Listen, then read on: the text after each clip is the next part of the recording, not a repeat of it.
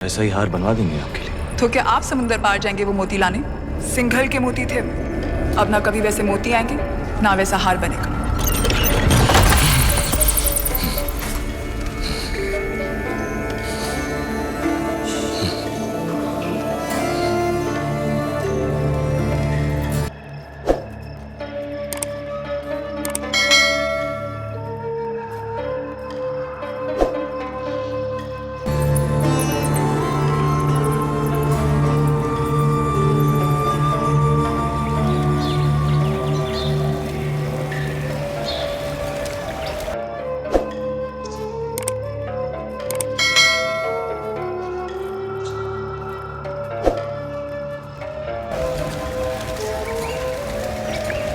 क्षमा मांगने आई हैं। कमाल की शिकारी हैं आप। हिरन की जगह इस शिकारी को भी घायल कर दिया आपने। पहले तीर से घायल किया और अब तेवर से। माना कि वो हादसा था, पर कुछ हादसे बहुत खूबसूरत होते हैं आपके सिंघल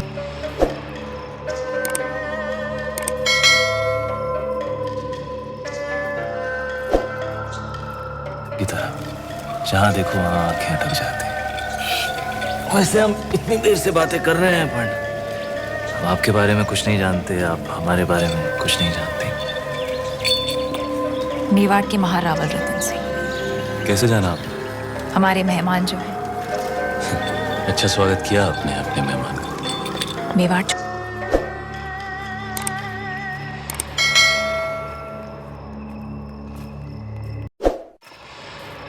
कर सिंघल में क्यों? मोती खरीद। यहाँ मोती बिकते नहीं, किस्मत से मिलते हैं। जैसे आप मिल गई। कुछ बताइए अपने बारे में। कौन है आप? क्या नाम है आपका? यहाँ का पत्ता पत्ता हमारा नाम जानता है, पूछ लेना।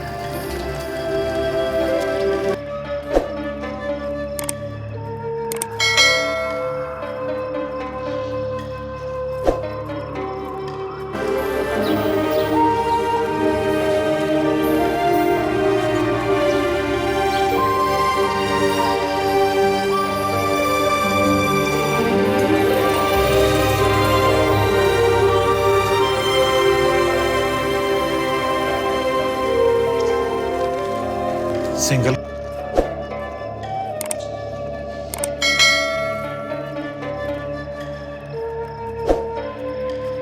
की राजकुमारी है वो पद्मावती। पिछले 2 दिन से आपकी सेवा कर रही है। पद्मावती।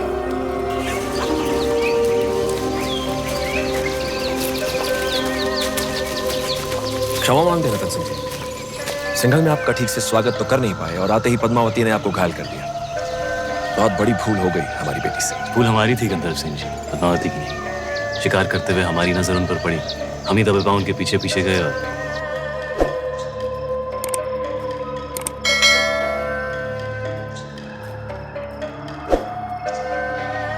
तीर भी हमें ही लग गया। चलिए हम आपको लेने आए, वापस महल में पधारें। महलों में तो बहुत रह लिए, यहाँ की सादगी हमें बहुत अच्छी लग रही है। अगर आपको बुरा ना लगे तो हम कुछ दिन यहीं रहना चाहेंगे। रतन सिंह जी, मेहमान बनकर आप आए थे यहाँ, अब लगने लगा है हमारे परिवार का हिस्सा है। नहीं, मोती मिल गए तो अब वापस मेवाड़ चले जाओगे? हमारे जाने का वक्त आ गया। कैसे जाओगे?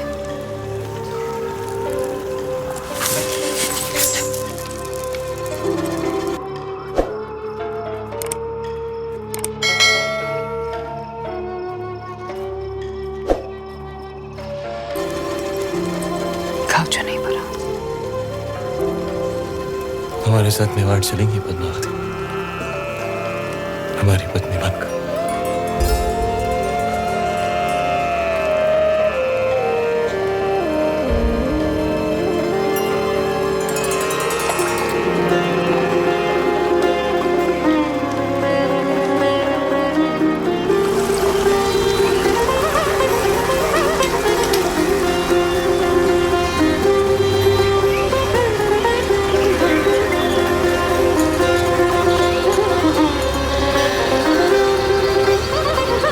राजकुमारी पद्मावती।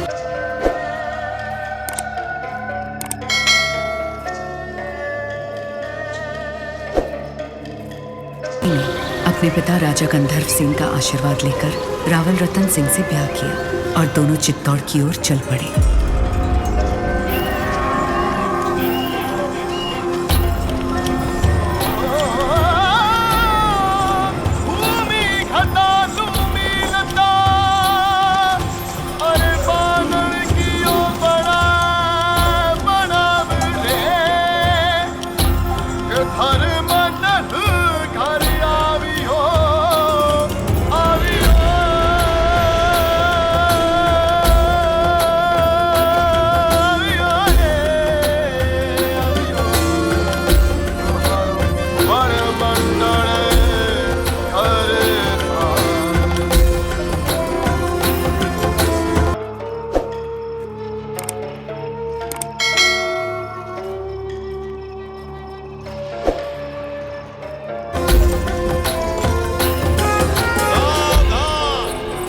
कमल दिवाकर, रघुकुल सूरज, मेवाड़ प्रभाकर महारावल रतन सिंह जी दरबार में पधार रहे हैं।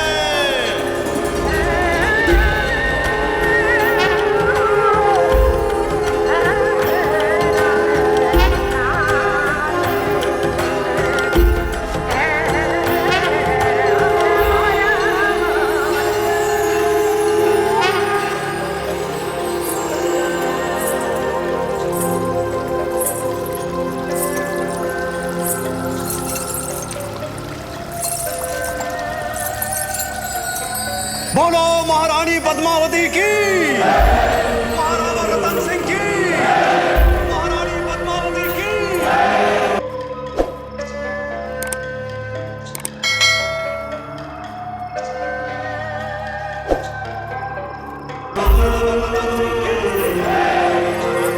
जब सारा चित्तौड़ रानी पद्मावती की जय जयकार से गूंज रहा था, दिल्ली में खिलजी हुकूमत की शुरुआत हो चुकी थी।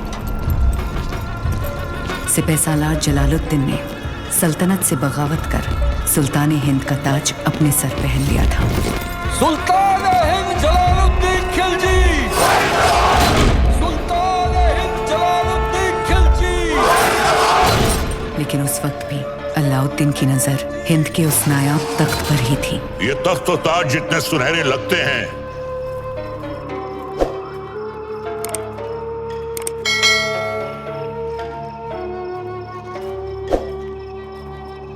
उतने नोकीले भी हैं। इस तख्त पर बैठकर हमें खुशी भी हो रही है और फिक्र भी, क्योंकि इस वक्त हमारे चारों तरफ दुश्मन ही दुश्मन है। और सबसे बड़ा मसला तो ये कमबख्त मंगोल है। सुल्तान, इस वक्त उन खूंखार मंगोलों से जंग में जीतना नामुमकिन है। उनके मुकाबले हमारी फौज आधी भी नहीं। लेकिन हमारा हौसला उनसे दुगना है। तो क्या आप लड़ेंगे उन मंगोलों से? खिलजियों के खातिर तो खुदा से भी लड़ सकता है अलाउद्दीन। अपने हौसलों को इतना भी बुलंद मत करो अलाउद्दीन, जिसके बोझ तले तुम खुद ही दफन हो जाओ। गुस्ताखी माफ हो, लेकिन अब तक वो मिट्टी ही नहीं बनी जो अलाउद्दीन को दफन कर सके। हमें तुम्हारे ये खोखले दावे नहीं, सिर्फ और सिर्फ फतेह चाहिए। हम जाएंगे मंगोलों से लड़ने। सुल्तान, आपका यकीन ही हमारी फतेह है।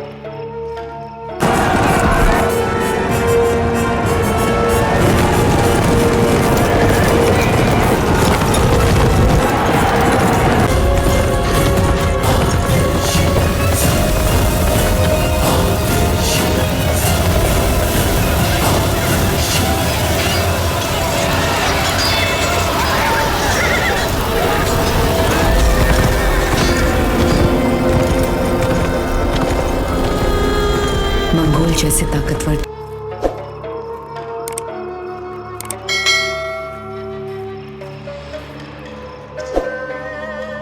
दुश्मन पर फतेह हासिल कर अलाउद्दीन ने दिल्ली सल्तनत का दिल जीत लिया था और दूसरी ओर रानी पद्मावती ने चित्तौड़ को अपना बना लिया था।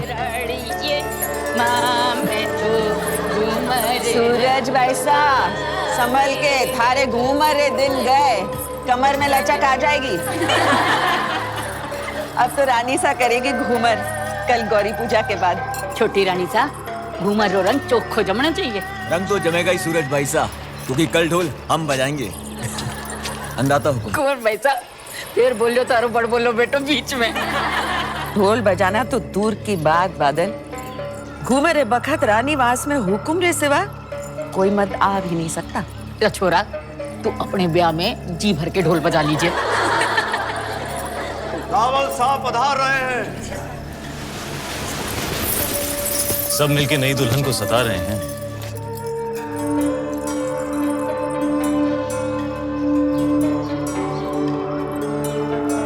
राजगुरु शिवाला में आप रही प्रतीक्षा कर रहे हो।